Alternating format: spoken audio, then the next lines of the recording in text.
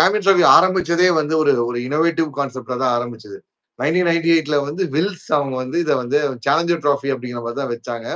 So அப்ப Wills அவங்க வச்சபோது என்ன பண்ணிட்டாங்கன்னா, நாக் அவுட் கேம்ஸ், அதுவும் கிரிக்கெட் பரிச்சயம் இல்லாத ஒரு ஒரு ஒரு ஊர்ல வைக்கிறோம். எந்த டீமாவது முதல் ரவுண்ட் அவுட் ஆனா வெளில கிளம்பி போயிட்டே இருக்கணும். முதல் 2 வருஷம் முதல் 2 எடிஷன்ல பாத்தீங்கன்னா, இந்த குரூப் ஃபார்மேட்லாம் வந்து ஒரு பிரச்சனையும் கிடையாது. இப்ப இந்தியா வந்து ஆஸ்திரேலியா அடிச்சது 98ல. அடுத்து வந்து வெஸ்ட் இண்டீஸோட அவுட் ஆயிட்டு 98ல வெளில போயிட்டாங்க.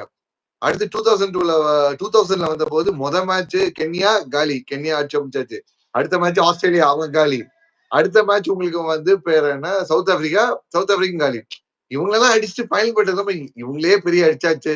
நமக்கு வந்து அடுத்து ஃபைனல்ல யாருப்பான்னு பயந்த போது நியூசிலாந்து வந்து அவுட் ஆஃப் சிலபஸ்ல அடிச்சுட்டு போனாங்க. ஸோ எனிஒன் கேன் பிகேம் சாம்பியனுங்கிறது தான் வந்து இந்த ஃபார்மேட்டோட இந்த ஐசி டோர்னமெண்டோட ஒரு ஒரு ஒரு நேக்கே.